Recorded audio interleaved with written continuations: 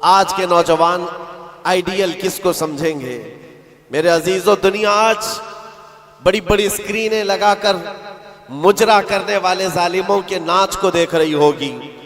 میں بتاؤں، ایسے ڈر کے ماحول میں، ایسے سراسیمگی کے وقت میں، جہاں لوگ چھوٹی سی افواہ پر بھی گھروں پر دب کے بیٹھے ہوئے ہیں، آج مسلمانوں میں خاص طور پر اتنا ڈرایا گیا ہے کہ لوگ سفر کرنا بھی چھوڑ رہے ہیں۔ ارے نہیں، اب ایسے حالات ہو جائیں گے، ہم ٹرین کا سفر نہیں کریں گے، فلاں جگہ نہ جائیں۔ اتنے ڈر کے باوجود، ڈر تو تمہارے اندر پھیلایا گیا، خوف تمہارے اندر لایا گیا، لیکن جانتے ہو ان کے پاکھنڈیوں کی باتوں کو سنا کبھی؟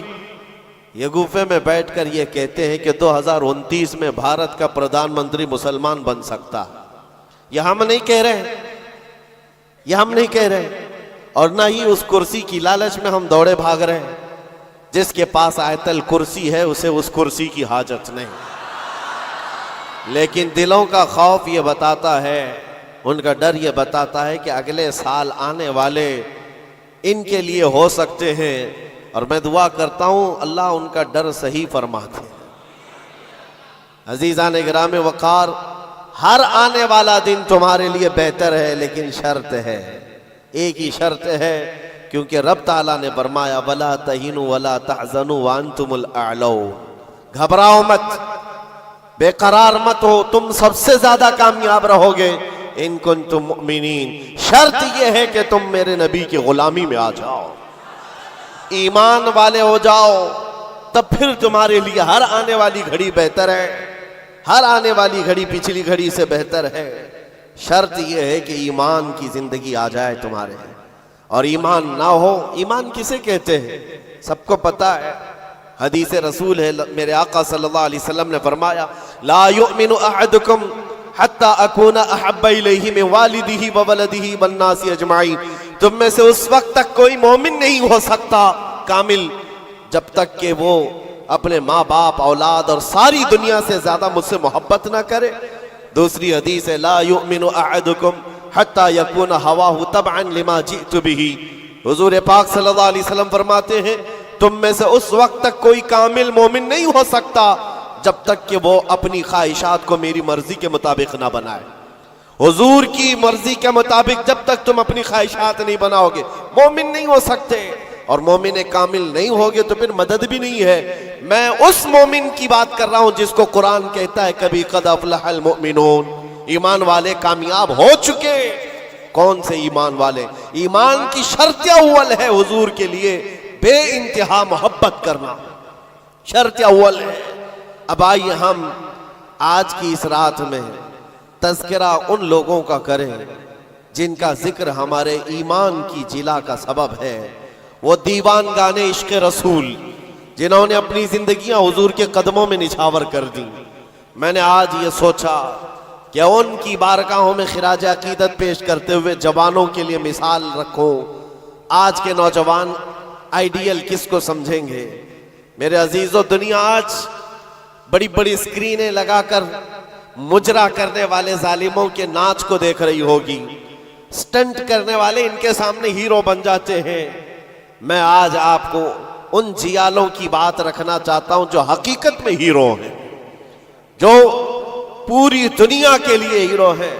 اس بطل جلیل کا ایک نام کافی ہے، خالد بن ولید۔ اس کی مثال دنیا لانے سے قاصر ہے۔ میرے عزیزوں، میری پوری گفتگو کا خلاصہ صرف اتنی بات پر ہوگا جو بریلی کے امام نے پکار کر کہا تھا، پھر کے گلی گلی تباہ، ٹھوکریں سب کی کھائی کیوں، دل کو جو عقل دے خدا تیری گلی سے جائے کیوں۔ آج جو گلی گلی گھوم رہے ہیں ان تک بھی پیغام پہنچاؤ، پھر کے گلی گلی تباہ، ٹھوکریں سب کی کھائے کیوں۔ آ جاؤ اس دربار میں، اس دربار کا جو سگ بھی ہو جاتا ہے، کتا بھی ہوتا ہے، وہ اپنے وقت کا مجدد بن کر کے یہ نعرہ لگاتا ہے، یہ نعرہ لگاتا ہے اس گلی کا گدھا ہوں میں جس میں مانگتے تاجدار پھرتے ہیں، اس گلی کا گدھا ہوں میں جس میں مانگتے تاجدار پھرتے ہیں۔ خسروی اچھی لگی نہ سروری اچھی لگی، ہم فقیروں کو مدینے کی گلی اچھی لگی۔ حضور تاج الشریعہ بدر الطریقہ فرماتے ہیں بلہوس سن، سیمو زر کی بندگی اچھی نہیں، ان کے در کی بھیک اچھی، سروری اچھی نہیں۔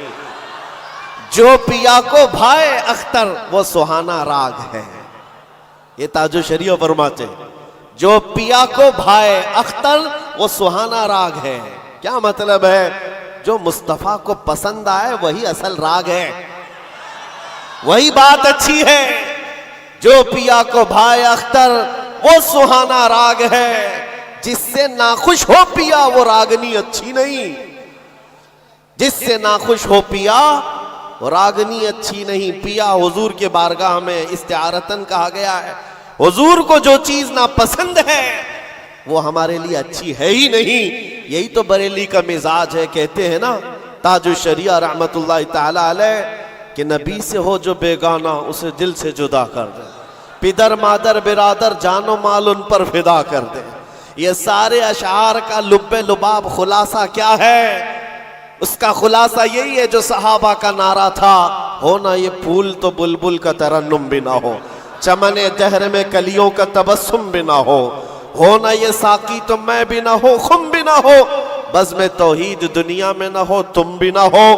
خیمہ افلاک کا استادہ اسی نام سے ہے، نبض ہستی تپش آمادہ اسی نام سے ہے، دشت میں دامن کوثر میں میدان میں ہے، بحر میں موج کی آغوش میں طوفان میں ہے، چین کے شہر مراکش کے بیابان میں ہے، وہی نام پوشیدہ ہر مسلمان کے ایمان میں ہے۔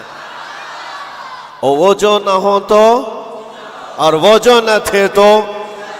یہ سارے اشعار کے بعد اب آؤ میں گفتگو کو آگے بڑھاتا ہوں، اسی بات پر توجہ رکھنا، پھر کے گلی گلی تباہ ٹھوکریں سب کی۔ اگر کسی کو ٹھوکر لگی ہے تو وہ دل پر ہاتھ رکھ کر آ جائے آج۔